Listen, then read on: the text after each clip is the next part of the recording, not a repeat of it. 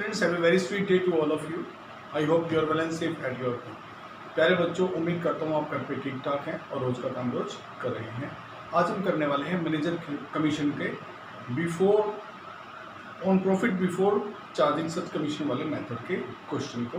आपको क्वेश्चन क्या दिया है, हम लेने वाले हैं इलस्ट्रेशन नंबर 7। इलस्ट्रेशन नंबर 7 है। इसमें हमें कहा गया कि ए और बी दो पार्ट हैं। ए लगाते हैं 5 लाख की कैपिटल, बी लगाते हैं 3 लाख की कैपिटल।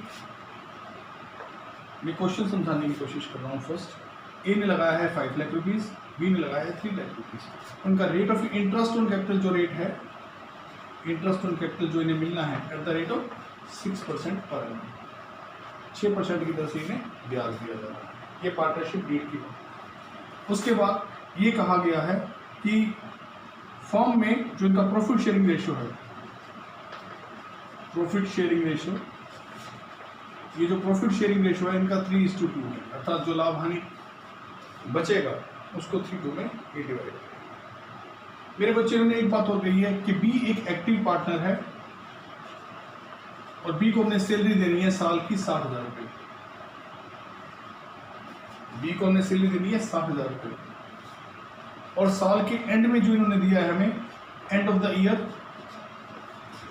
पूरे साल का जो प्रॉफिट है सैलरी भुगतान करने के बाद, जी हाँ, बी की सैलरी देने के बाद वो कितना है 1,80,000 रुपीज, 1,80,000 रुपये इन्होंने साल के एंड का प्रॉफिट हमें दिया है। लेकिन वो प्रॉफिट है after charging salary to be. ये बी की एक्टिव पार्टनर है, इसकी सैलरी है। ये सी की चार्ज करने के बाद 180 है।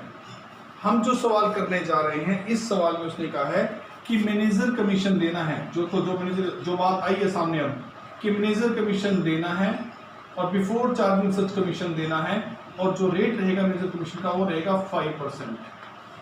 बिफोर वाले केस में 5%। इस बात को पकड़ते हुए, क्योंकि अब तक तो मैं स्टेटमेंट ही समझा रहा था कि क्या गिवन है, ए बी की कैपिटल इतनी है, इंटरेस्ट ऑन कैपिटल का रेट ऑफ इंटरेस्ट इतना है, प्रॉफिट शेयरिंग रेशियो 3:2 है, बी को एक्टिव पार्टनर को सैलरी दी गई है और जो तो प्रॉफिट एंड में दिया है 180 सैलरी देने के बाद, और हमें जो मैनेजर कमीशन देना है वो बिफोर वाले केस में देना है 5%। मेरे बच्चों, अब दो बातें सॉल्यूशन से पहले मैं कहना चाहूँगा। स्टेप 1 में हम बनाएंगे प्रॉफिट एंड लॉस अकाउंट। संस्था का जो प्रॉफिट है वो कितना है 180 सैलरी देने के बाद है। जब भी हम बिफोर चार्जिंग वाले, हाँ जी, जब हम कमीशन मैनेजर कमीशन देने लगते हैं बिफोर चार्जिंग सच कमीशन वाले सम में, हमें पहले टोटल प्रॉफिट चाहिए होता है जितना एक्चुअल में हुआ होगा, अर्थात जो सैलरी दी है उसे वापस ऐड कर देते हैं। हमें पहले टोटल प्रॉफिट चाहिए, तब जाके हम सम शुरू करते हैं और उस टोटल प्रॉफिट में से हम पहले देंगे मैनेजर कमीशन, क्योंकि मैनेजर कमीशन में कहा गया है कुछ भी काटने से पहले मैनेजर कमीशन देना है 5%। हमारे पास सैलरी जो प्रॉफिट है साल का वो कितना है 180। अब गौर करने वाली बात है, हमारे पास साल का प्रॉफिट कितना है 1,80,000।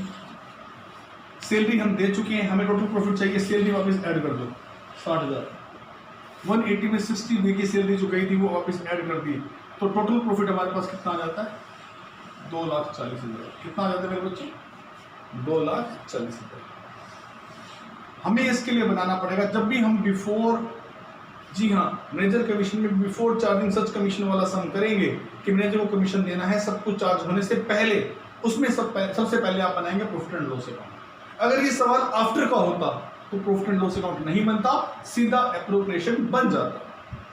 इस बात को गौर फरमाइएगा। जब हम मैनेजर को कमीशन देते हैं बिफोर चार्जिंग सच कमीशन वाले सवाल में, उसमें पहले प्रॉफिट एंड लॉस बनता है, उसमें कमीशन दिया जाता है। टोटल प्रॉफिट की जरूरत होती है, वो है 240 पे 5% कमीशन दे रहा है मैनेजर को, डायरेक्ट देना है 5% मैनेजर कमीशन। बिफोर वाला केस है 2,40,000 का लाभ, 5% कमीशन, 5/100 कितना हो गया, मैनेजर कमीशन हो गया 12,000 रुपये। 240 में से 12,000 अगर मैं निकाल दूँ, 12,000 मैंने कमीशन दे दिया, कमीशन इधर आ गया, मिल गया कमीशन। अब कितना बचा, 240 में से 12 चलेंगे, मेरे पास बचा बैलेंस 2,28,000। इस बैलेंस का मैं क्या करूँगा, ये बैलेंस एक प्रॉफिट है जो उसके कमीशन देने के बाद बचा हुआ है, और पार्टनर इसे प्रॉफिट एंड लॉस एप्रोप्रिएशन में शिफ्ट कर देंगे।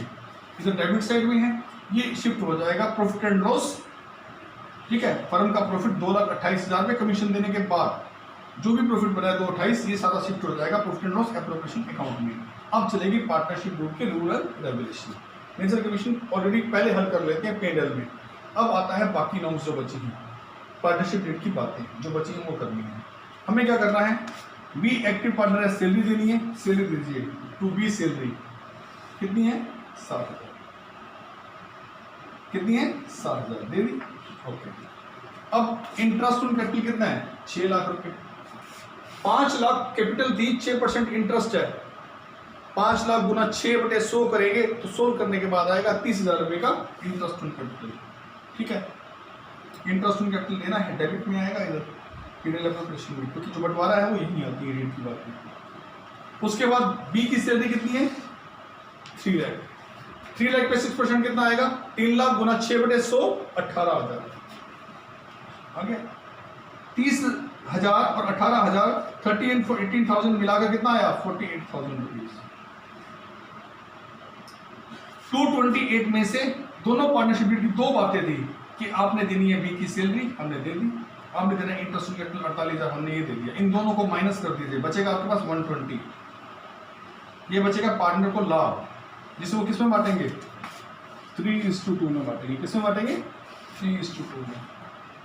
कितना बांटा, 1,20,000 को 3:2 में बांटा तो 72,000 ए का प्रॉफिट आ रहा है और बी का प्रॉफिट कितना आ रहा है, 48,000। 3:2 में कर दिया मैंने। 1,20,000 रुपये का 3/5, 1,20,000 रुपये का 2/5। सोल्व करिए 72,000, इसका 48। जब भी हम बिफोर में कमीशन देने जा रहे हैं बिफोर वाले मेथड से, तो पहले P&L बनाएंगे, टोटल प्रॉफिट में से कमीशन देंगे, रेस्ट प्रॉफिट जो बचेगा P&L एप्रोप्रिएशन में ट्रांसफर करेंगे। डील की तीनों बातों को जितनी दी होंगी वो उन्हें पूरा करेंगे। फिर जो प्रॉफिट बचेगा उसे प्रॉफिट शेयरिंग रेशियो में डिवाइड करेंगे। अब पार्टनर्स हैं, लाभ डिवीजन होता है, लाभ डिवीजन यहाँ होता है। जो कुछ मिलना था इन दोनों अकाउंट्स में मिल गया, इसमें मेजर को कमीशन मिल गया, इसमें पार्टनर्स को मिलना था मिल गया। अब निकालते हैं कि ए और बी दो हैं, ए और बी दो पार्टनर, ए भी पार्टनर है, बी भी पार्टनर।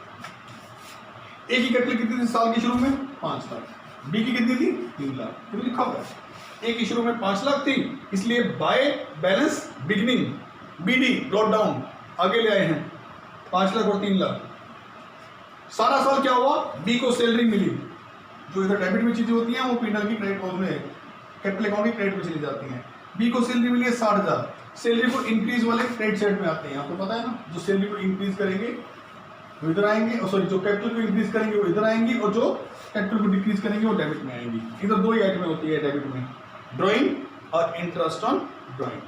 हमारे पास मेजर को सॉरी बी को सैलरी दी, बी को अगर सैलरी देंगे तो बी के खाते में क्रेडिट कर देंगे, क्रेडिट करने का मतलब बी के खाते में जमा कर देंगे।